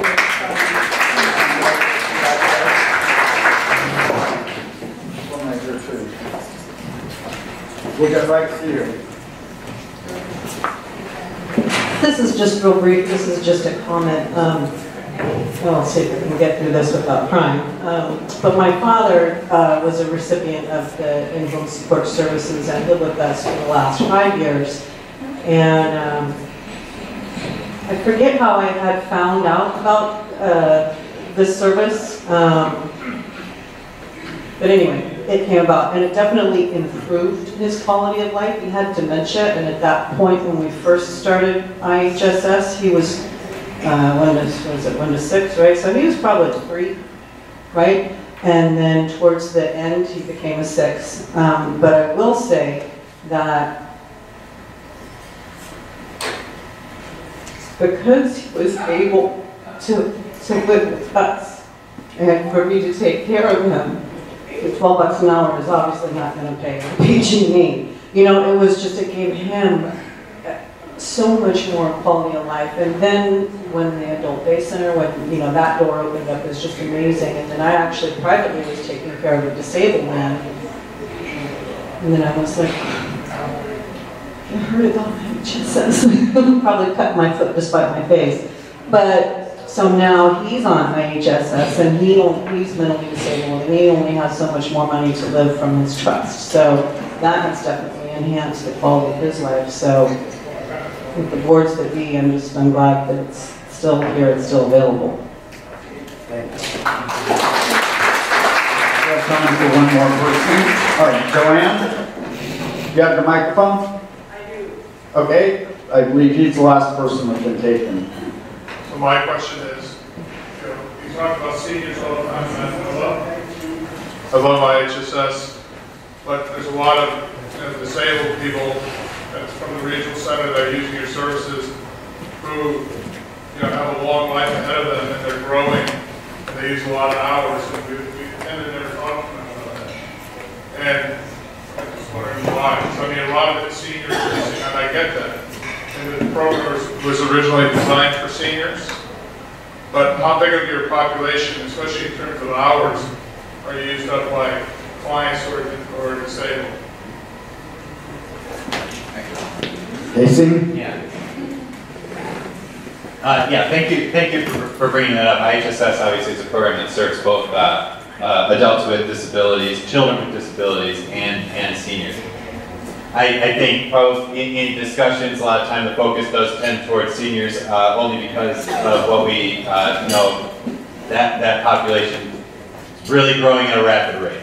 But the fact is actually here in Napa, proportionally to the state, in IHSS, we actually have a greater percentage of recipients who are disabled adults and children, comparable to the rest of the state. So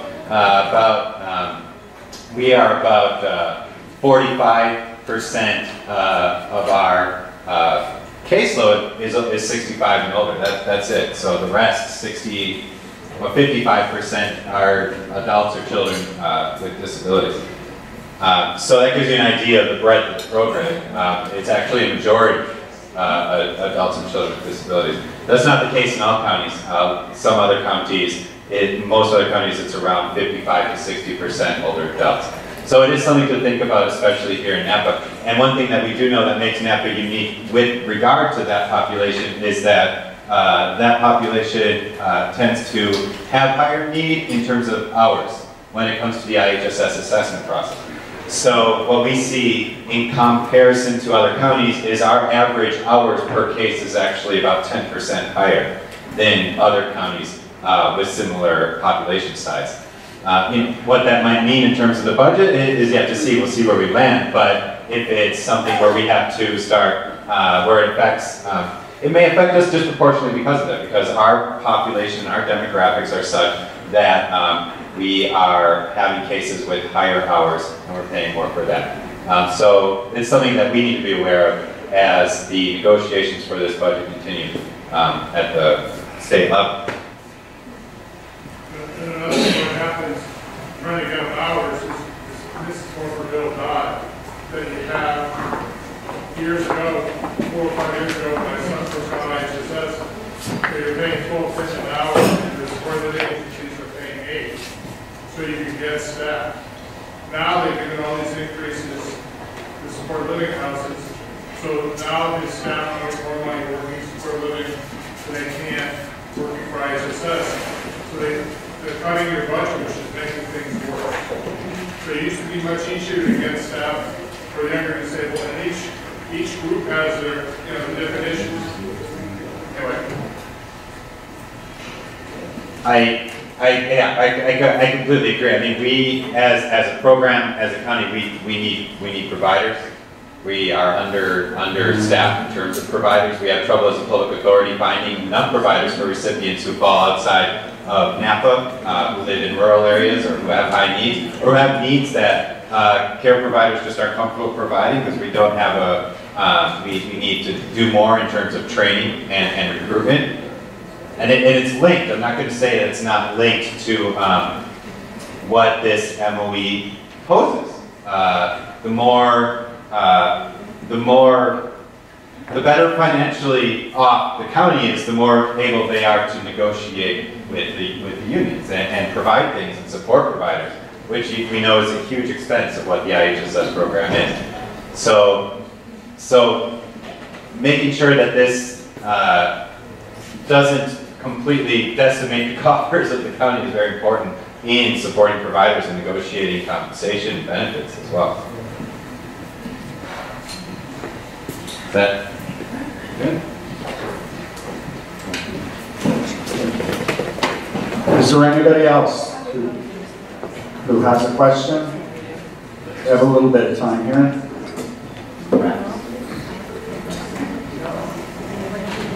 No, okay. If we can get some volunteers to come back up here, we're going to do some more raffles.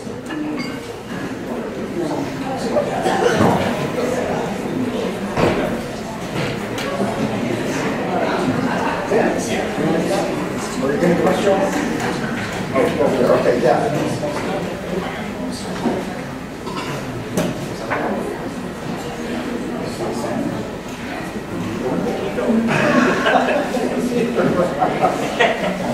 Okay.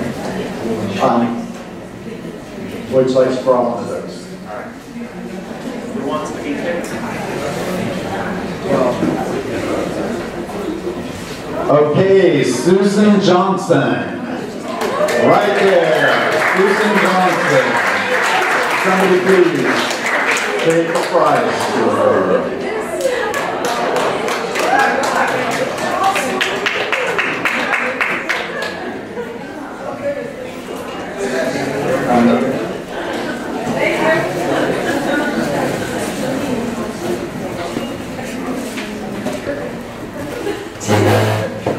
Barbara Austin. Barbara Austin, that's good, okay.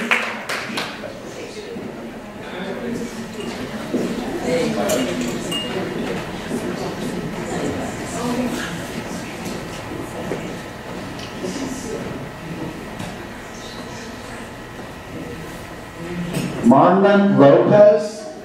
Thank you.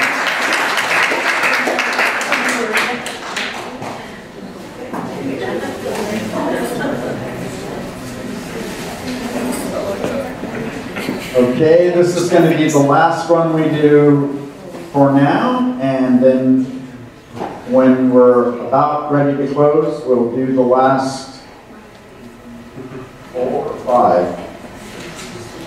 Rosemary Coulter. Coulter? Okay, awesome. Right here.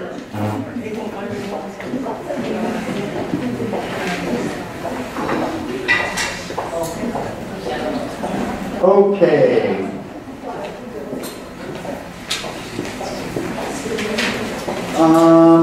Could everybody get out, find your folders? You probably put them somewhere while you were eating. And there should be 4 more postcards in there. If you could sign these postcards, and after you sign all 4 of them, just put them in the middle of your table, and we'll have people come by and get them, and we'll make sure that they get mailed off to the appropriate people that they're addressed to.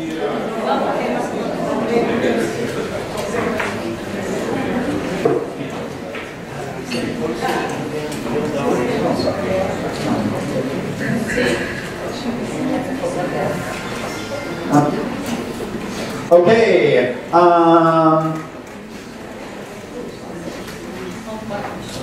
this next segment gets down to some very practical matters. How many of you would like to hear the latest about electronic timesheet reporting? Are you curious about the rules for overtime and sick leave? Let's all listen carefully as Casey Rockwell brings us up to date.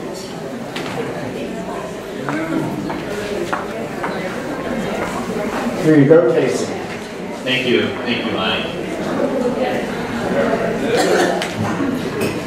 All right, so one thing that's been true about IHSS since I started in IHSS is that it is constantly changing. Lots of changes, and I know a lot of the changes affect providers most of all because they have to do with payroll, they have to do with your timesheets, they have to do with overtime and how you get paid, and it seems like the rules are always changing. In my view of it, I do think that the changes tend to be intended to help you do your job and help make it be easier. I don't know if it always comes off that way, but that is the goal. So I think there's a lot happening right now that is actually going to make your job easier. The other thing I want to say is just stick around I'm just going to present for about 10 minutes on the changes that are happening in IHSS that will happen within the next 2 years. A couple of large changes. And then after I'm done, I'm going to pass the mic over to Senator Dodd, who has agreed to speak a few words as well. So do stick around for that.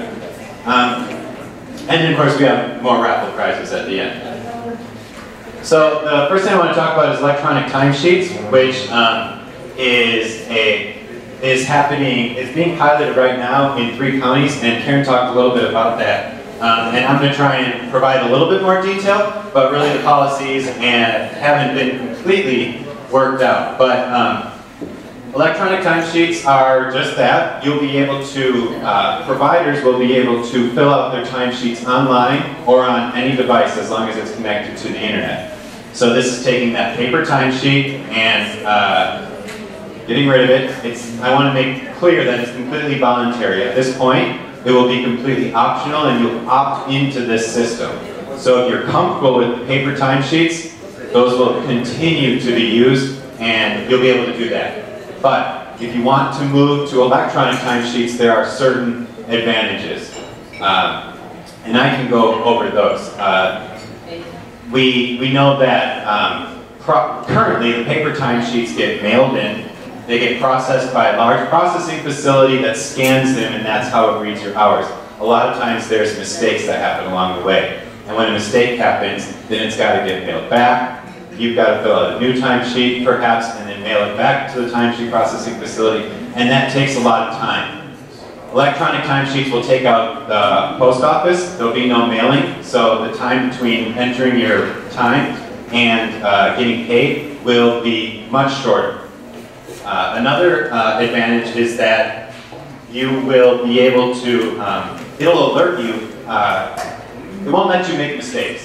A lot of times the timesheets are so confusing, and the way that they break down work week into the different pay periods, it's easy to make a mistake, or it's easy to forget to sign it. One of the things in processing timesheets, the most common mistake is just forgetting to sign it. And then it's got to go up, notice that it's forgotten to sign, come back, and then it's got to be resubmitted, and it takes forever. This won't let you not sign it. Once you submit it, that's your electronic signature. So it's going to take a lot of those errors and just make them not possible. So the number of timesheets that get what we call accepted or returned to you are going to go way down if you're in electronic timesheets. It will also alert to you if you're going to turn in a timesheet that would result in a violation. So violations came about because of the overtime rules, and you can only work so many hours within a work week without getting a violation. And the electronic timesheet will alert you, say, hey, turn in this timesheet, it might result in a violation, are you sure you want to do that? There are certainly instances when you've actually worked that, maybe something happened and you needed to work more overtime and it might result in a violation, you want to submit that, and you may be able to dispute that with us in the payroll later, we can get it worked out, we can get it cleared up. But it will at least let you know, and you can recheck things. The other thing it'll let you do, you can view your payment history, you can view the status of your payment and your check directly from your device. And you can also request supplemental timesheets directly from the device instead of calling in to payroll to get it mailed out. So right now that's being piloted in 3 counties. That pilot starts May 22nd, and the rollout date is targeted for early July, where in Napa County we'll be running trainings, and our social workers will be talking about recipients with this to try and get as many people enrolled as we can. We want to help you get enrolled in this because of the advantages that it offers you in terms of processing payments.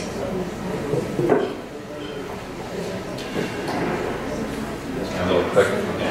So the other large change is sick leave for paid providers. Has anyone heard about the implementation of sick leave that's coming up? Is that new to most people? Okay, well that's surprising. Let me introduce you. Senate Bill 3, Chapter 4 is passed. It's law right now. It provides sick leave for care providers, and that begins July 1st, 2018. So, and it's 8 hours of paid sick leave, we know that much, and that starts July 1st, 2018, and it's set to increase with certain increases in the minimum wage. So once the minimum wage reaches $13 an hour, which is set in 2020, the sick leave hours will increase to 16 hours per year. In 2022, when the minimum wage is set to increase to $15 an hour, it will go to 24 hours a year. And that's where it's set to cap. So eventually we'll get to a place where you have 24 hours of paid sick leave as a care provider to use per year. there are certain off-ramps in the legislation that, so it's tied to the minimum wage increases. If the minimum wage does not increase, the sick leave won't increase, but that first set of 8 hours will happen July 1st, 2018. The specific policy and how that's going to be accrued or issued or used isn't set to be released until December of 2017. So there's certain stakeholder groups that are working on that right now, including the advisory committee here and myself and Karen. Lots of people trying to get that set to figure out how we're going to implement that. But it is there for you, and that's a real positive thing. It's 8 hours of time, just like any other profession where you get sick and you still need the work. So that's there. And then another thing that Karen touched on too is the AB 237, which is the proposal for a 26-week time pay period. This is in response to a state audit conducted to figure out what was happening with provider timesheets and why there were so many delays. Was the process working for care providers? And you know, it revealed a lot of problems with timesheet exceptions and just confusion about the timesheets themselves. They are confusing. And one of the main contributing factors to that was the way that the pay periods are structured. So the #1 recommendation from this audit to the legislature was, if you can fix these time periods, it might go a long way to making it easier for care providers to figure out timesheets and get paid promptly. So that's the reasoning behind that. That one may take a while longer. This is just a proposal at this point, so this has to get approved, and then it has to be implemented as well with CMIPS and the way that we administer it. But it is a proposal on the floor. So that's a quick introduction to 3 kind of big changes that are upcoming. I just want to kind of leave you with the message that we are here to support you. We have our payroll staff that you contact with any payroll issues, timesheet problems. The public authority is available if you're looking to find more recipients to work for. Our public authority you can apply to become a public authority provider and then get referred to recipients looking for providers. And I have our main number to get a hold of our IHSS social workers as well. I have a question. Yes, you have a question. Sorry. How the recipients are going to sign the timesheet? Yeah, so the timesheet will be signed electronically. At the end of filling out your timesheet, there's just a checkbox that you click. By clicking here, I agree that the information is accurate. You just click it and then click submit, and that's signing your timesheet. And the reason that that's signing your timesheet is that when you enroll in this process, you'll be creating an account. It'll be your account with your email and your password. And so it's only you that can get into that account. And when you're filling out your timesheet and signing it, So the recipient won't sign anymore? the recipient will also sign it as well. So you as a provider will have to enroll, and then the recipient that you work for will also enroll. Once you submit a timesheet, they'll be notified in an email, and they'll just sign it electronically as well. So there's a lot to this, and when we implement this in June and July, we are going to have more focused trainings that will be offered. They're also going to put a training online that you can access and see how they work. But we're going to do efforts to make sure that we can answer all of those questions, all of those detailed questions outside of this forum. We want to show you how this works. It's actually really simple. I know there's a lot of questions that I haven't gotten into in the details, but they're there, and we're going to make those trainings available to you, however we need to. So thank you. I'm going to turn it back over to Lonnie to introduce our next speaker. Thank you, Casey.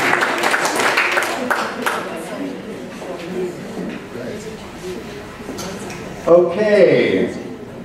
It's my great pleasure to introduce the person we wanted to wrap up today's program.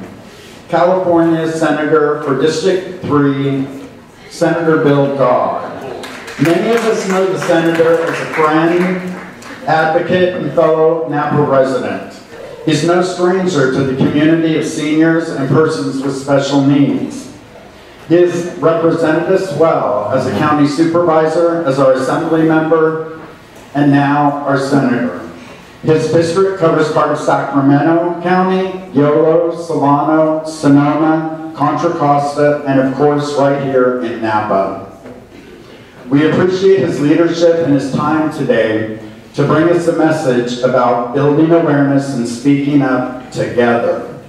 Senator Dodd, in that spirit, on behalf of all the providers here today, we are respectfully asking you take these individually signed postcards back to the state capitol to deliver them to Senate President Pro Tem Kevin De Leon.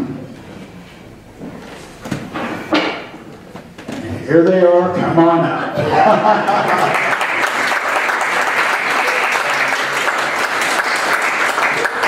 This is all your work, huh? How's everybody doing? Good afternoon. I am just delighted to be here to talk about something that I think is very important. And, you know, I was a county supervisor from 2000 to 2014 right here in Napa County. And, you know, worked with Chris and others in the county to, you know, advance IHSS when it became the public authority. In Napa County, as many of you may or may not know, for a small county, we were actually doing a pretty good job in compensating IHSS members.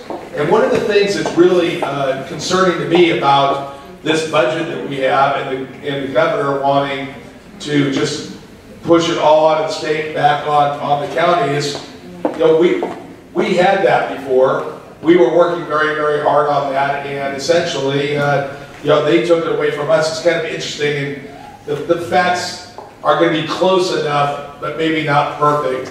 But essentially, there was a time period where what we wanted to do at the county, when the state was about ready to take it over, we really talked about, because we were in negotiations, wanting to raise the salaries of IHSS workers. You guys on the ground are doing such incredible work every single day, and you're invisible to most everybody in the community. But you should be invisible to the state, because if the clients that you serve were in institutions, how much more would the state be required to pay in order to make it all work out? Substantially more. And so the idea now, and Chris, you can correct me if I'm wrong, but I think we just wanted to raise your salaries like 50 cents an hour. And the state came back to us and said, well, if you do that, you'll have a maintenance of effort. You'll have to pay that 50 cents an hour on all the hours that you're paying in perpetuity when the state takes over your program. So we go, wow, geez, you know, maybe we can find another way. And I think we did find another way to do something with the health benefits. But I think that policy in the governor's office or in finance, California State Finance, that on one hand, they don't want the counties, when they're in a situation of this partnership, you know, trying to do more, and then all of a sudden at the end, they decide they're increasing they've increased the program. We've increased the number of people that are in the program, and I believe compensation over time has been increasing. Now they want to give it all back to the counties, and this is something where, you know, it's kind of an interesting paradigm where I'm a California state senator and I'm supposed to advance the policies I've sworn to uphold the state constitution and work with people to make things happen. But I'll tell you, I know this is not fair. And I really believe, and I will take these cards to Senator De Leon, who's my leader in the California State Senate, make sure that he has those and understands that as a former county supervisor, even I'm offended that the state is trying to get out of its obligation and shove this responsibility to the counties when the state had taken responsibility for it. Now, we all know with the state, with government, nothing is forever. There's always loopholes to be able to get out of things. But I think there's a right way of doing things and a wrong way. And I think this is clearly not the right way to go for the state of California. So you've been here most of the day, and you've all learned quite a bit. You learned about this situation. I see you're learning how to fill out forms and all things that are necessary. My job, hopefully, when I'm done, you're feeling a little bit better about what's going on and what can be done.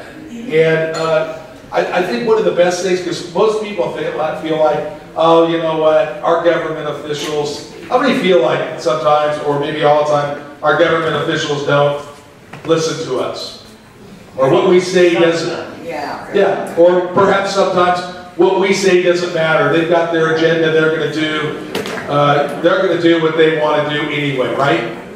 Well, let me tell you, just a quick little story about, I represented Napa County on the Metropolitan Transportation Commission, and I was chairman in 2006, 2007. And all sorts of advocates came to MTC to try to get us to help pay for a suicide barrier on the Golden Gate Bridge. Now, you know, look, we all have our needs, and that's a different bridge. That's not a part of the same system. Believe me, you'll figure out where I'm going with this when I get done. But we had, and I was dead set against it.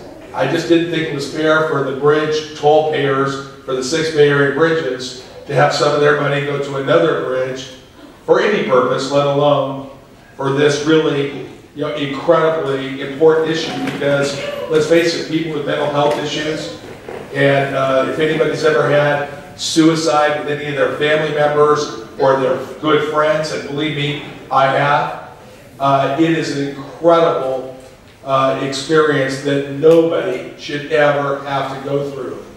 And what I learned by sitting there, and there was over 150 speakers. And when we first went in, we're your typical guy, oh my God, I can't believe we have this many speakers. How long is this going to take? But I'm telling you what, as family members and friends of these victims who have taken their own lives on the Golden Gate Bridge came and shared their story, you know, I'm looking around, we're all crying. We are all taken by their stories and what has happened to them. And when I did the vote count, of course respecting the Brown Act, but we do a little vote count, just who we think is going to vote. That had no possibility of passage. It was a $20 million thing on that day, but after listening to the public, not only did we have the required number of votes, but I think there was only one person that voted against it. And so it does work if you've got a story. Working with your elected officials, let me repeat, does work if you have a legitimate story. And I really believe that your story is incredibly legitimate. As I said before, the work that you all do on a daily basis is so important to your clients, and it's so very, very important to our society overall. And also, as I reiterated before, to the California state budget, what you do makes a big difference, because if your clients were institutionalized, just think what the bill would be for each person that you help and you serve on a daily basis. So your story is legitimate, your story is compelling, and I want to work with you to make sure that we get that message to the Kevin De Leon, and I'm assuming that you got that also to Anthony Rendon through Cecilia Aguilar-Curry. I'm going to be seeing her at a dinner a little bit later tonight and bring that up again. But I think it's... You want me to deliver? I deliver.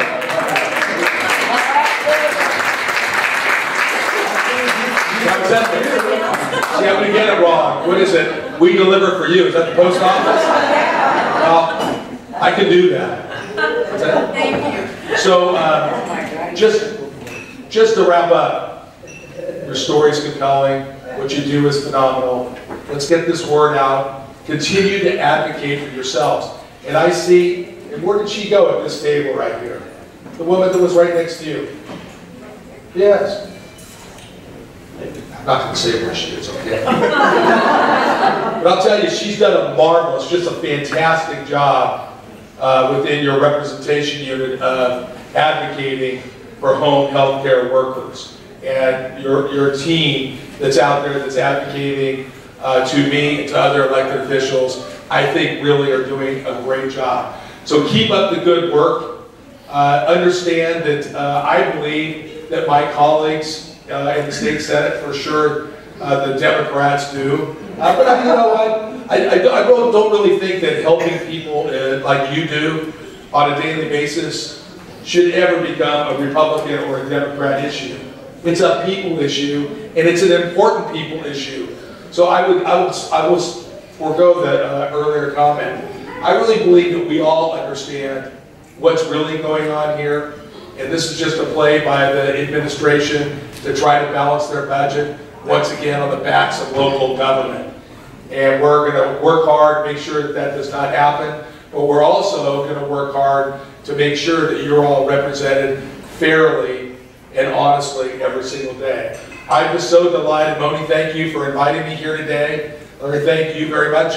I will take these back and make sure that we get those to the right people. And thanks once again for all the incredibly hard work that you do on behalf of your clients in the state of California and the county and the country. Thanks so much.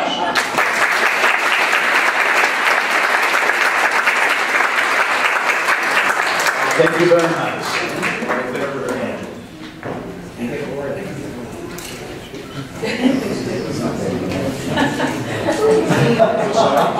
That's right. Thanks, Vince. Okay. Sir. Thank you very much. Thank Okay, can everybody please give a big round of applause for Senator Lodge.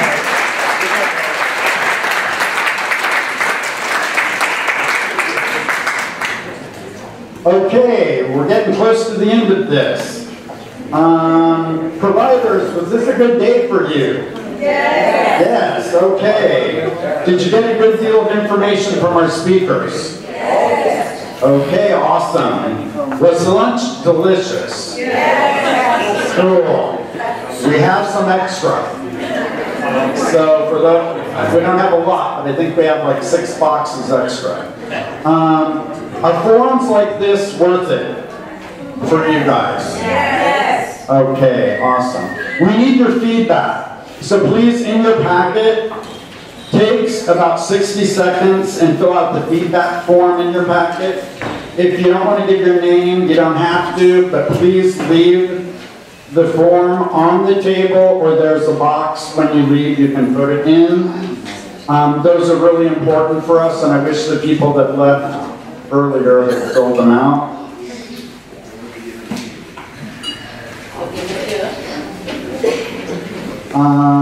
Let's see here.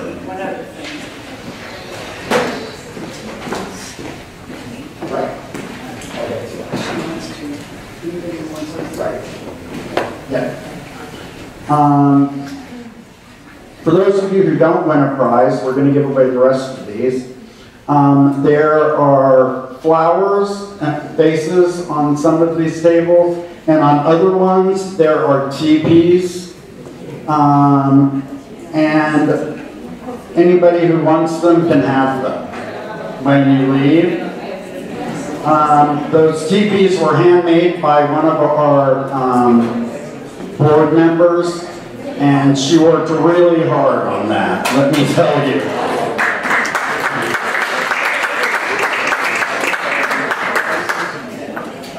Also, thank you very much for signing all of these cards. They will be given to the public authority, and all of them will be mailed out.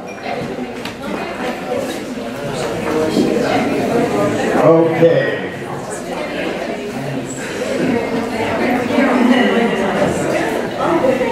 Okay, before we give out the last of the prizes, I would like to recognize some special people who, without their work and hours that they put into this, it wouldn't have happened. And those are my colleagues on the advisory board for IHSS for Napa County. For those of you who can stand up, some of them can't, but they can wave. Gloria Barber. Thank you very much. Thank you for making all the thinking. Doug Weir. Thank you, Doug, for everything you do. Monica Rivera. Thank you very much, Monica, for all your work. Randy Kitch, right over there. Randy has been on this advisory committee longer than anybody. He's been on it since it started. Joanne Bozart, right over here. Thank you very much, Joanne. Elaine Pioli. She did all the artwork that you see on these, oh, there's one there and the other one is out in front. Luce Ponce could not be here today. She had a medical problem, but she is on our board.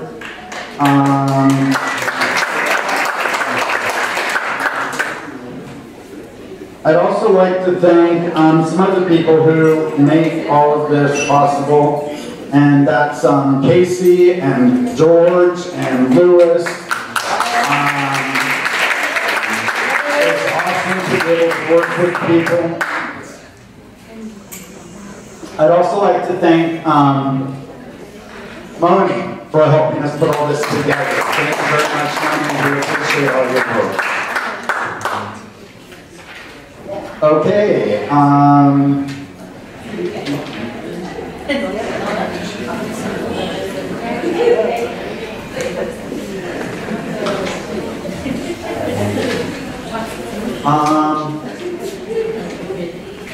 Okay, let's get some more prizes out. Joanne, would you like to come over and go out? 5 of those.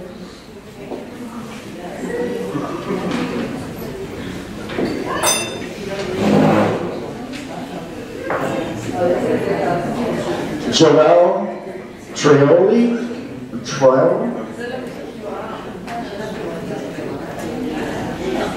I don't speak Spanish, and this is really bad for me.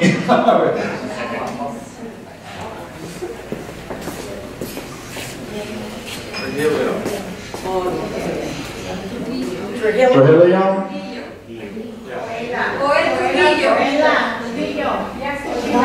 Gone? Gone.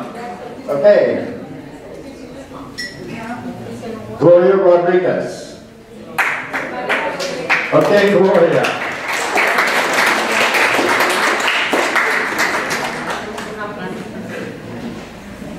Rosemary Cover. Oh, okay. Oh, did she?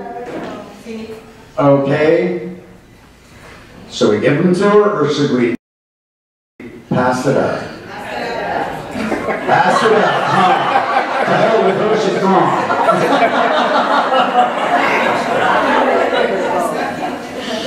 Just kidding. Okay. Luz Jimenez. Right here.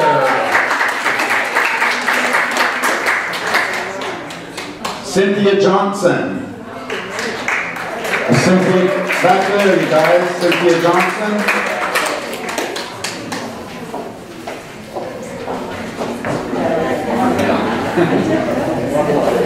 One more. Jerry Kahn. Jerry Kahn? Not here. Nope. Okay.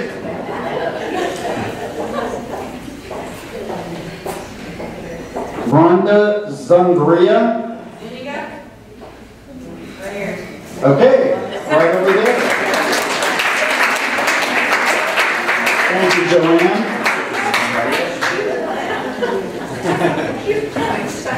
Okay.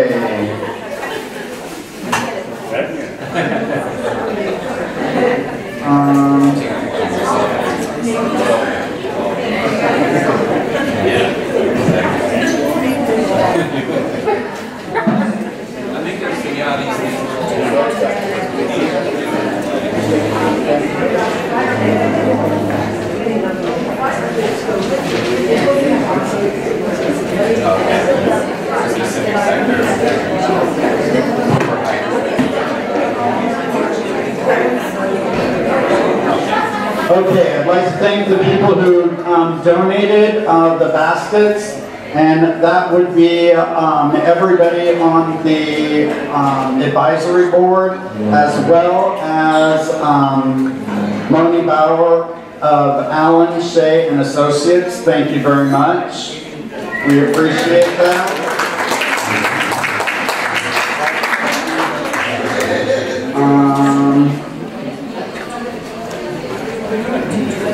Also, if anybody is interested in being on the advisory committee, we have one opening right now, and you can call the public authority phone number, and you can either talk to Casey or myself, and we get you the information that you would need.